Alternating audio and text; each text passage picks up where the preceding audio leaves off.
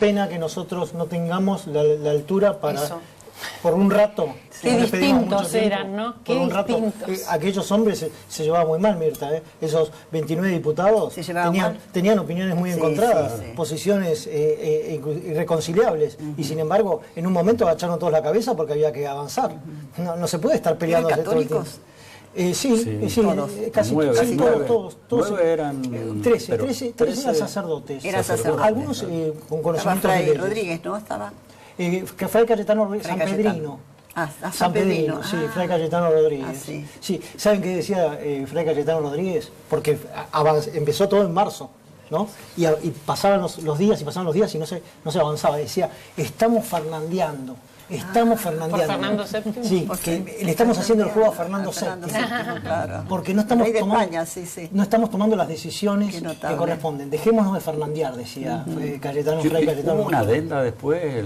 Exacto, claro, porque la primera independencia fue del Reino de España. Claro, después se agregaron y después decidieron, por propuesta de Medrano, agregar y de todas las demás naciones del mundo. Es decir, nos declaramos independientes no solo de España, que era una buena salida para hoy, política, justamente no dejar todo concentrado en el pobre rey que recibía el foco de todos, sino que justamente nos declaramos independientes de todas las naciones.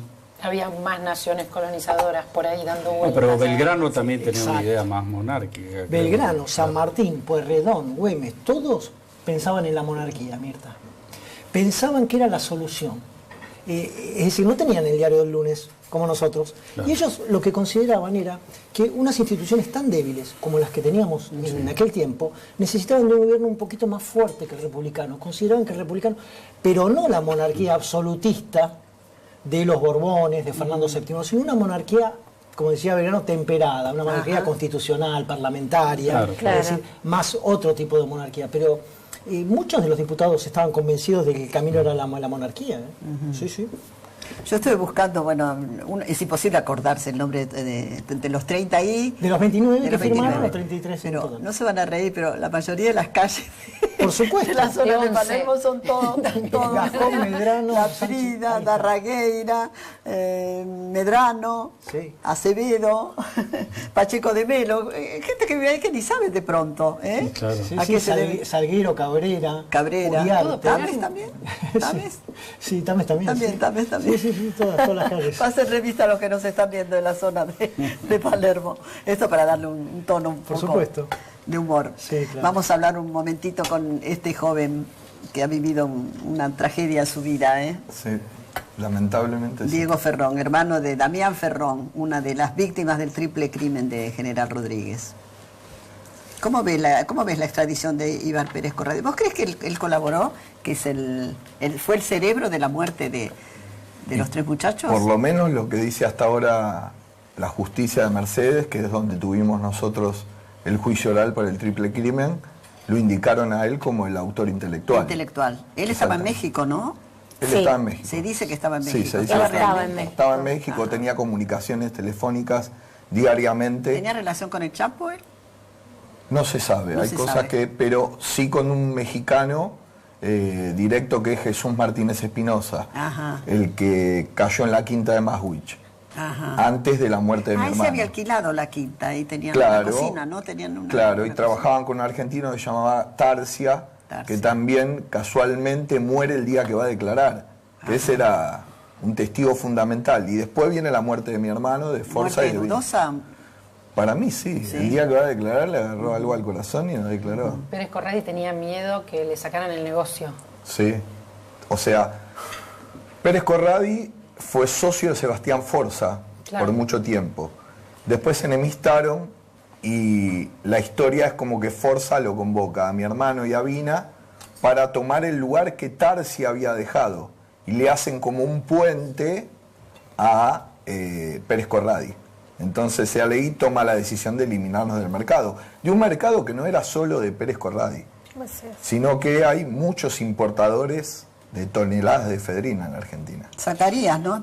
Los más importantes incluso no eran de este grupo, sino que era del otro grupo de Fuchs, Abraham y el Negro López, que era una persona muy vinculada que venía de Santa Cruz, e incluso hasta tuvo oficina, Mirta, en el 2003 en la casa de Rosada, con el secretario... ¿La casa de gobierno? Sí, con el secretario de Néstor Kirchner, un tal Valerio, creo que no me acuerdo, Valerio Martínez.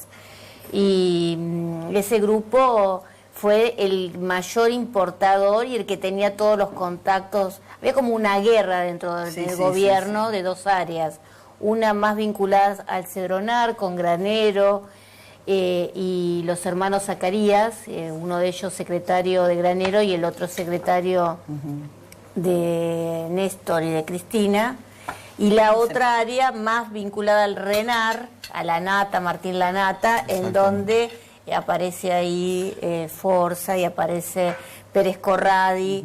Pero lo que hay que explicarle a la gente es que lo que querían ellos, como era legal en la Argentina, era mandarla a México, donde no era legal la efedrina. Entonces la exportaban a los cárteles. En realidad el tema comienza cuando Estados Unidos limita primero hacia el 2000 el ingreso de la efedrina, después se pasa la producción a México. México toma esa decisión en el 2005. Pero también limitada la... Claro, prohíbe el ingreso de la efedrina. Entonces, bueno, los carteles ven en Argentina un lugar para desarrollarse, porque Argentina tiene una industria farmacéutica importante, Mirta, y que utiliza, digamos, como insumo para algunos medicamentos la efedrina, y entonces, bueno, empieza ahí ese desquicio porque va aumentando, triplicando, cuadriplicando año a año, hasta llegar en el 2007 prácticamente a 23 toneladas, cuando lo que Argentina necesitaba para hacer medicamentos... Llegó a 47 toneladas. Totales.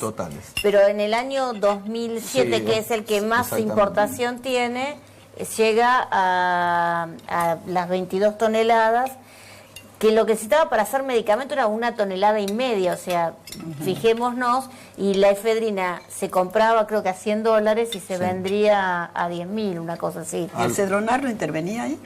El Cedronar era el que tenía la responsabilidad, porque como son precursores químicos, son sustancias, hay muchas sustancias que se utilizan en el caso farmacéutico o industrial, y también para como precursor para elaborar droga, tienen un control. El Cedronar debía controlar. No controlaba. La pregunta de Mirta, la respuesta es no controlaba. No, o sea, miraba al costado, dejaba hacer. Es decir, Granero está procesado porque, por ejemplo, era amigo de dos de los principales importadores, de Fuchs y de Abraham, y cuando ellos fueron a inscribirse, Granero sabía perfectamente que no podían elaborar ni medio medicamento, les dijo al jefe de inscripción: son mis amigos, ponete a disposición, una cosa así, o sea, es realmente escandaloso. ¿Y la Morsa quién es? Bueno, Martín Lanata, dice... En el reportaje de la Nata, la Nata con una T, de Jorge... pero lo dice ante un juez, digamos, no solamente a un periodista. Lo dicen 4 personas ya. Lo dice Solange... Solange no lo dice. Bueno, Solange dice... Da a entender. Solange, digamos, hay varios en el caso. Lo dice en la justicia también, ¿no? O sea, lo da a entender en la justicia, quiero decir. Vos conocés muy bien la causa porque hay Salerno que decir... lo dice. No, Salerno no lo dice. Lo dijo y se desdijo. Lo dice y se desdice. Y Salerno sabe muchísimo. Es un hombre clave, Salerno, ¿eh? Es un hombre clave. Sí, tal cual. Y no dice la verdad.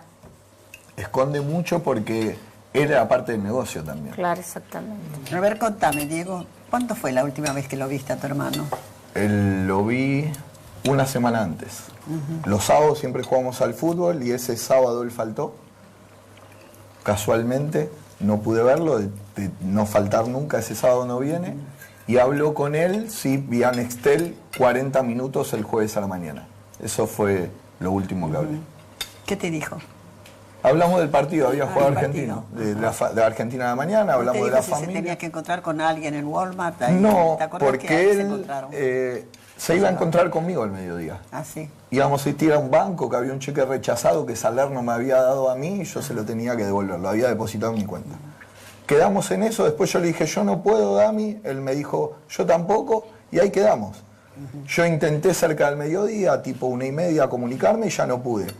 Pero era época de vacaciones de invierno, así que después supuse que se había ido a la casa, en el barrio, en Lugano donde vivía, había poca señal de Nextel, así que era fácil que no nos comuniquemos. Y después a la noche, ya la mujer de él, mi cuñada Mariela, no se podía comunicar, ya no lo encontramos en ningún lado y empezamos a llamarlo a Salerno, que él trabajaba. Y Salerno me empezó a decir, tenés que llamar, está desaparecido Damián, bueno, pasó toda la noche, lo llamamos a la mañana y le digo, es tu amigo, trabaja con vos, ¿cómo no sabes dónde está? Me dice, anda a los medios, anda a los medios. Yo le decía, ¿para qué a los medios? Bueno, en el interín fuimos a la comisaría, apareció la camioneta quemada, apareció la credencial de Forza, del arma, que yo lo desconocía, no conocía a Forza ni a Vina, lamentablemente, porque hubiera sido de mucha más ayuda yo haber conocido a esa gente. No pude colaborar desde el lugar donde mi hermano hacía el negocio. ¿Y vos conocías los negocios de tu hermano? Mi hermano me había comentado que hace 6 meses había, porque acá hay 3 o 4 causas que se mezclan. ¿Él le tenía miedo a alguien? ¿A quién? Mi hermano no. Sí, ¿no? Forza a Pérez Corradi. A Forza, a Pérez Corradi. La Solange, el día viernes, cuando vamos todos a declarar, que nos citan la fiscalía por la desaparición, ella declara al lado mío y uno de los nombres que da es Martín Magallanes, después da a Pérez Corradi, que le tenía terror. Que hay cuenta que le había tirado una silla de ruedas como amenaza, que le había prendido fuego una droguería una vez, que él temía de Pérez Corradi. Ya, o sea que el día viernes nosotros sabíamos que había alguien que lo tenía amenazado. Todo eso después se fue para otro lado. La fiscal en su momento que estaba a cargo era la fiscal Jacobuzzi, que nos dijo que se habían ido de joda los 3. Así que... eso dijo la... Sí, ahora me acuerdo. Sí, eso dijo la fiscal. Varias Hasta que, personas. bueno, después cayó en las manos de, por suerte, del doctor Bidone, del fiscal de Mercedes. ¿Pero dónde los matan a ellos? Todavía no sabemos. No se sabe. Es una incógnita. Porque se reúnen en Walmart, ¿no? Ellos se reúnen en Walmart. Sé que yo estuve antes de anoche en el Circo Rodas, que está ahí al lado del Walmart, lo que era Ollón, Claro. ahí está el circo. Y cuando llegué vi Walmart y me acordé inmediatamente porque Sí. ahí se habían reunido antes. Supuestamente en la estación de servicio. ¿Quién los cita ahí? Supuestamente Martín Lanata. Martín Lanata. Martín los convoca porque él tiene un Nextel que usa solamente 7 días para hablar. Creo que se comunicaba con Corradi y se comunicaba con Sebastián Forza, únicamente para eso. Ese Nextel después lo descartan al otro día de que quedan desaparecidos, no se utiliza No más. se utiliza más. Y después le costó, pero el fiscal Bidone Porque lo llegó a declara un ubicar. bolsero, porque el bolsero arranca la hoja donde tenían era un Nextel trucho, entonces anotaba en una hoja. Y esa hoja de venta estaba desaparecida. Cuando lo apretaron, dijo quién se lo había comprado y los compraban a nombre de otras personas.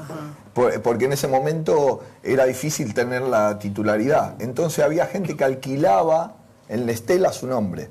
Así que fue una investigación muy compleja de llegar, se hizo todo vía telefónica. Ahí empezaron, creo que la primera vez que se juzga a mucha gente por las comunicaciones telefónicas. Hay muchas pruebas más aparte de eso, porque se dice que solo por eso no está la prueba geológica de la Tierra, balística. Hay muchos informes de gendarmería muy buenos, lo que pasa que el que no pudo participar del juicio ¿Pero oral... quién los mata? ¿Quién los ejecuta?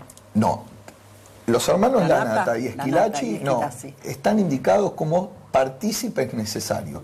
Quiere decir que ellos o pudieron hacer la emboscada, o los pudieron reducir, o los pudieron... En algo participaron. ¿Quién disparó concretamente? No se sabe. No se sabe. O sea que falta gente, por eso siempre decimos, no solo son ellos 4 más Pérez Corradi, sino que reducir 3 personas a la luz del día. Forza tenía 2 armas, lo matan con las armas de él. Es muy difícil. Acá fue una banda mucho más grande. Pero bueno, la Y investigación los fueron sigue. matando, según he leído, por jerarquía, ¿no? Primero murió mi hermano, Primero tu después hermano, Vina, que a Vina le después cortan la oreja y también, después, y último Forza. Y al único que no golpean es a Sebastián Forza. Es como que él ve todo. Pero le hicieron ingerir cocaína, ¿no? En ese Sí, momento. aparte tengo entendido que Sebastián Forza consumía. Ajá. Ya. Ahora, esto es evidente que sin la colaboración del gobierno no se puede Pero ejecutar aparte, este Mirta, tráfico ilegal, ¿no? No se digamos, puede realizar, es imposible. hay toda la escena, digamos, porque cuando aparecen los cuerpos, luego de varios días de muertos, Sí. digamos, se armó una escena para mostrar que había... Se plantó una escena para hacer que los habían matado los mexicanos. Ahí, los mexicanos. Esa era la idea, hacer parecer que los mataron los mexicanos. Después a la semana pasan una topadora por la escena del crimen. Sí, sí, sí. Para eliminar... Complicidad política y complicidad policial. Sí, porque si no, no se puede hacer todo eso. Y yo, aunque vos me discutas, porque no tiene validez en la justicia, periodísticamente, que 4 personas hayan dicho la morsa o hayan dado a entender quién era, tiene mucho valor. Más allá de que uno lo haya dicho en la justicia, Laura, el otro se haya desdicho. Los 4 hablan de la misma persona. Te aclaro, por supuesto, de Aníbal Fernández. Y te aclaro Pérez una cosa, Corradi que dice Aníbal que se lo Fernández dijo me Forza. querelló a mí. Por eso, digamos, porque yo esto lo dije en el 2013. Porque cuando en la sentencia que encuentra culpable a los hermanos Lanata, a los hermanos Esquilaci, que dice que Pérez Corradi habría actuado como autor intelectual del crimen, el mismo tribunal oral es muy duro y dice exactamente lo que acaba de decir Mirta, que sin la colaboración del poder político era imposible que todo eso que se había ventilado, y fue, no me acuerdo, yo fui testigo por la fiscalía en el juicio, pero fueron varios meses. 3 meses, hubo más de 20 audiencias de 8 horas. Y se sacaron testigos porque eran más de 400. Y se fue eliminando porque había gente que decía cualquier cosa y había testigos que servían. Igual hay mucha gente que se calla. Porque acá se suicidaron 2 personas aparte. Así es. Una que va a declarar, que es Emiliano Marcos, que era empleado de un tal Pablo 40, que era socio de Corradi, declara y se tira en las vías del tren. Y el otro que dice que investiguen bien, que es Ariel Vilán, que se tira de un balcón, que era socio de Magallanes.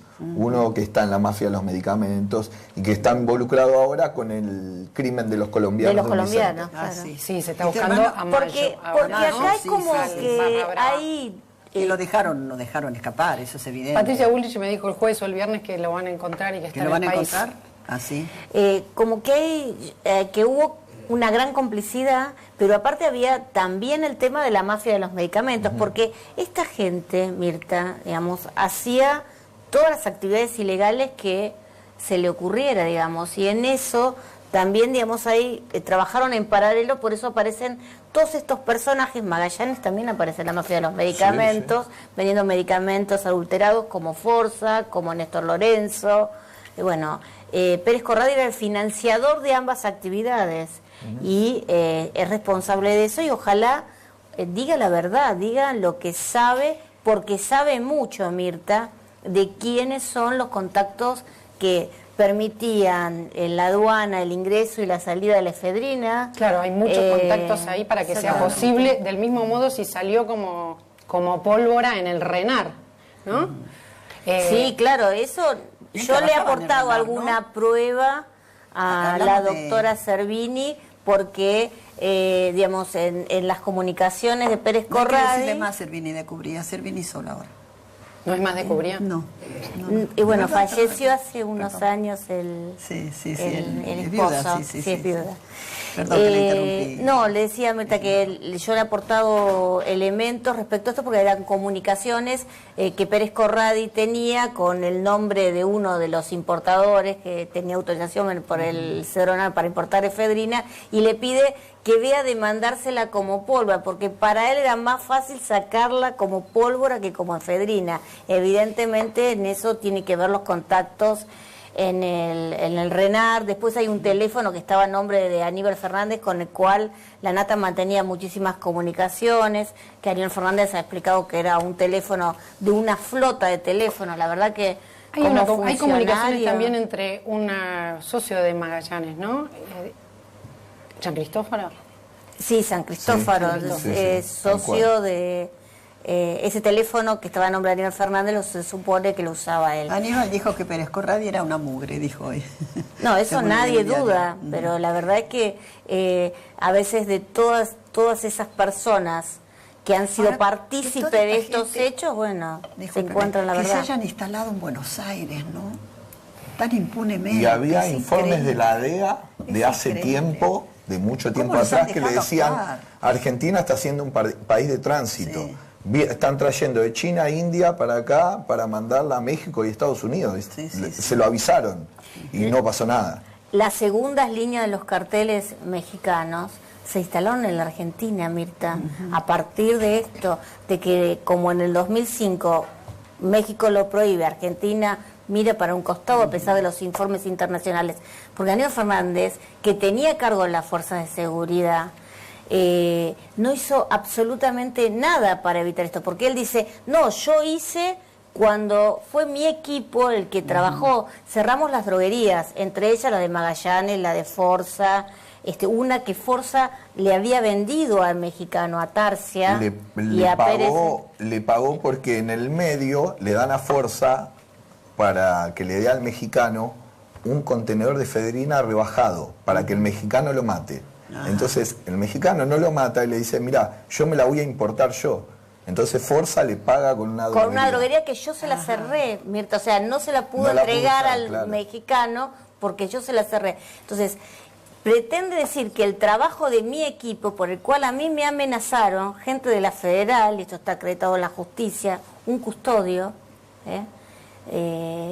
que nos iban a matar a mí, a la persona que es encantadora y que es Anatalco, quiero decirlo acá, Diego García Vila también, que trabajó conmigo en esto y arriesgaron mucho.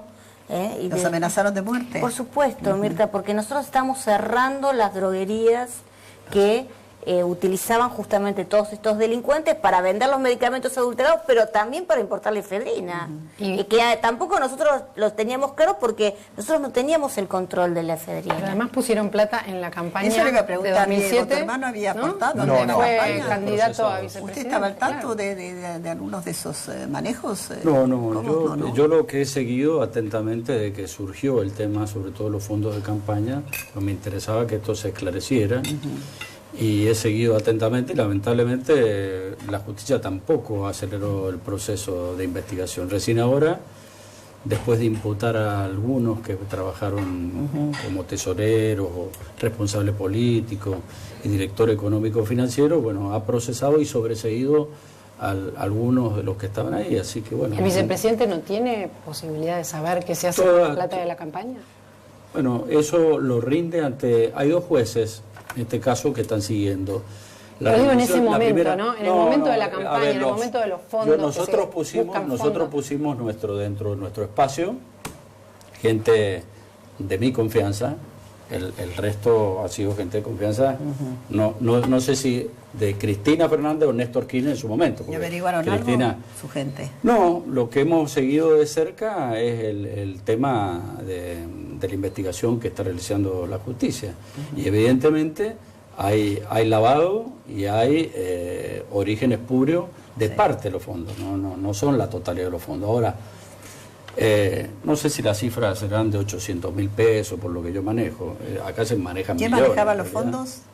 Bueno, Capacholi, que era superintendente de servicios de salud. sí. Entonces, casualmente aportan todas las droguerías. De ahí el vínculo, claro. Era y ahí el vínculo, o sea, era así. ¿Está preso Mirta? Capacholi? No. ¿Está detenido? No. Está siendo procesado sin Está prisión. con proceso. Ajá. Inclusive el director económico ha sido sobreseído. De ahí que me parece que lo que está mirando el juez es el cargo que tenía Capacholi de relevancia y que evidentemente no puede haber habido omisión o negligencia en este caso. Y después no recuerdo el otro, es Gramajo.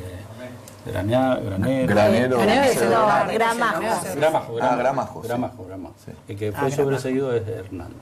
Así que bueno, esperemos que esto se investigue rápidamente y termine.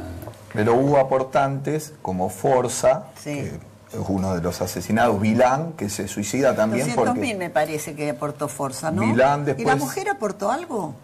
La mujer, lo que pasa es que la mujer era la que firmaba los cheques.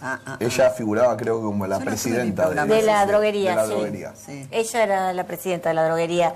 Y después cuando lo pusimos al aire al suegro, no quería escucharlo. Sí. Se levantó de la mesa y se fue. Sí. Después volvió, sí. Pero... Y bueno, hubo mucha gente como también Lorenzo, que es aportante, o sea... Dentro de los aportes hay mucha gente que después, por otras causas, o la medicamento, o la efedrina, o el triple crimen... Pero que tenían conexión directa con Capacholi por su cargo. Claro, porque eran todos, pertenecían al rubro de droguerías. Aparte te digo una cosa, digamos, yo había hecho varias denuncias contra esas droguerías porque estaban, digamos, habían intentado defraudar al PAMI. Entonces, nosotros sacamos del PAMI, pero resulta que después me entero de que nosotros sacamos del PAMI, pero habían ingresado por otra puerta, que era el de la Superintendencia de Servicios de Salud.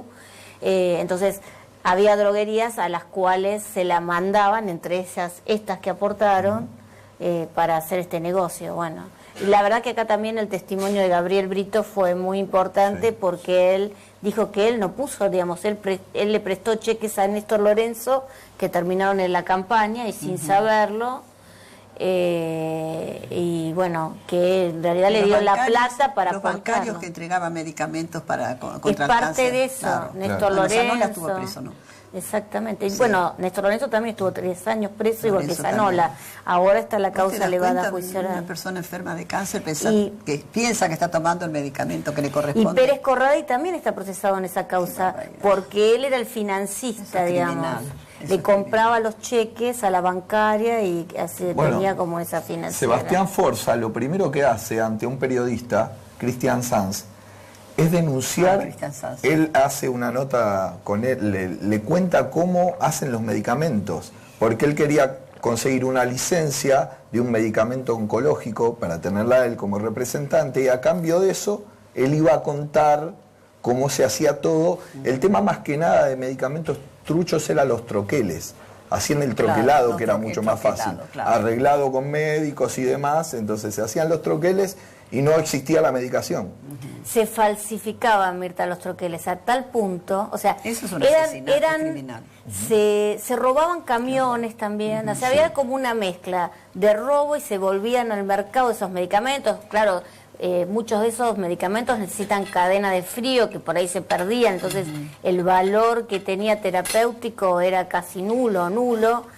E incluso Forza había tomado contacto con uno de los laboratorios que falsificaba, que creo que era Abbott. Y yo pedí hablar. Importantísimos. Exactamente. Yo pedí hablar porque ellos le falsificaban los medicamentos, ¿no? Pedí hablar con uno de los directores internacionales. O sea, me dijeron que la investigación estaban haciendo un director internacional, y cuando vino a Buenos Aires habló conmigo y me dice que era casi perfecta la falsificación de la caja. Sí. Ahora, ¿cómo hay que ser? Entonces, ¿no? ¿Cómo hay que ser humanamente trataron para falsificar medicamentos oncológicos? Bueno, hay que ser una porquería. Eso es criminal. Eso hay no, que digo porque yo tomo la medicamentos corrupción oncológicos. mata. ¿No? Cuando digo, uno tiene un familiar. Como tanta gente. Exactamente. Y que pensá que hay gente en la bancaria que te cuentan, médicos, enfermeros, que decían, nosotros le aplicábamos el medicamento y nos llamaba la atención porque no tenía ninguna de las consecuencias que habitualmente producen estos medicamentos, la caída de pelo, bueno, y otros. O sea, que eran medicamentos de quimioterapéuticos. Claro, exactamente. Pero viendo María Laura, y esos que matan las células malas. Pero aparte, imagínate que un médico ante la situación no sabes si es porque no evoluciona el tratamiento o en realidad que el medicamento es trucho. Es una cosa tremenda. Es muy perverso, es un nivel de perversidad. Dirigentes sindicales y también hay que decirlo porque no está Sanola solamente. El segundo, por ejemplo, del gremio de camioneros también está procesado por esto, Mirta. ¿El segundo de quién? No le entendí. Del gremio de camioneros. También está procesado del gremio de Moyano. Porque falsificaban los medicamentos. Y esto fue una barbaridad. Segundo, bueno, usted vio cómo es la justicia, a veces no se llega nunca al primero, sobre todo cuando el primero tiene poder.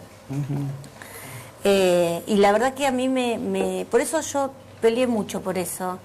Y, ¿está amenazada? Y fui a decirle a Cristina eso. Y Cristina Usted tuvo una entrevista con ella. ¿Qué le dijo cuando usted le explicó? No, me dijo que tuviera cuidado porque Sanola era un compañero. Yo ahí me di cuenta de que ese día tenía que juntar todas las pruebas, mandar toda la justicia. Claro.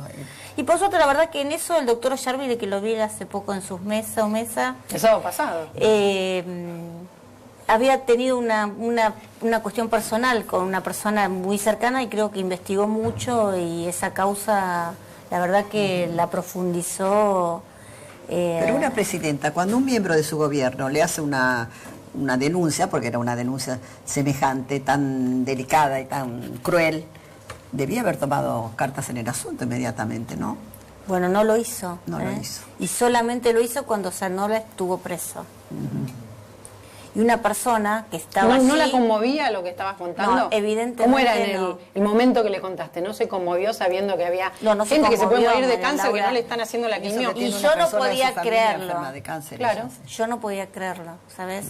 Porque, digamos, mi hermano que tuvo que, bueno, que falleció ahora hace 2 años y que sufrió todo el tratamiento, acompañando, entonces uno sabe lo duro que es eso y encima te indigna tanto. Yo me sentí muy indignada con Cristina ese día, muy indignada.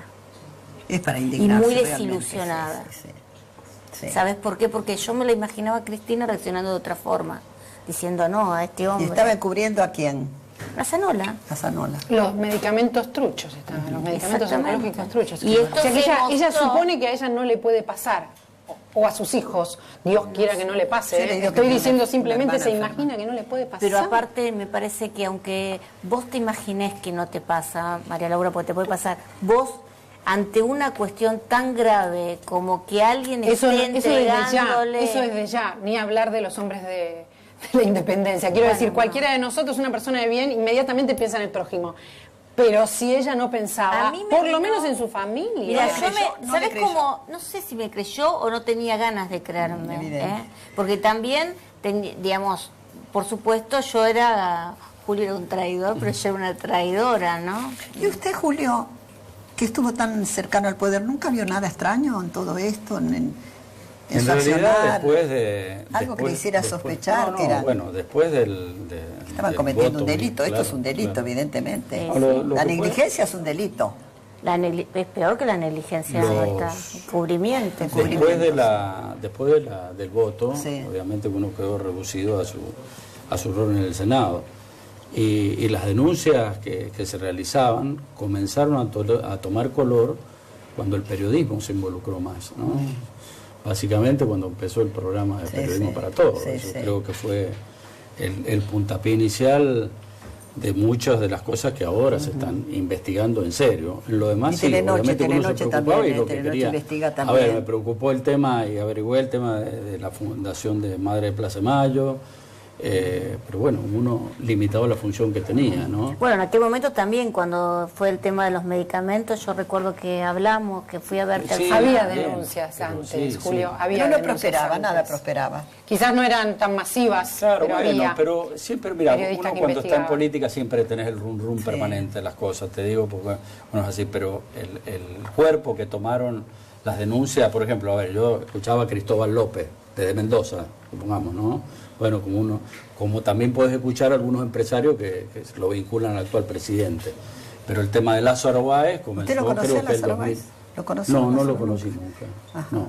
¿Y A a José Cristóbal López? López lo vi una vez, creo, en Olivo, la única vez que yo fui a Olivo, que fue por el tema del campo, para que me junté con Néstor Kirchner, lo encontré circunstancialmente ahí. Antes del voto no positivo. Antes del voto. Después ¿Y no. a José? No, fue la única No, vez no, igual no, que fue. ahí lo borraron, no. Que ¿Y sin a José ahora he López ido. nunca lo vio tampoco? No, Tampoco. bueno, lo vi ahí en Ajá. Olivo, no recuerdo anteriormente. Sí, habérmelo cruzado así, ¿no? Y Lázaro Báez, definitivamente.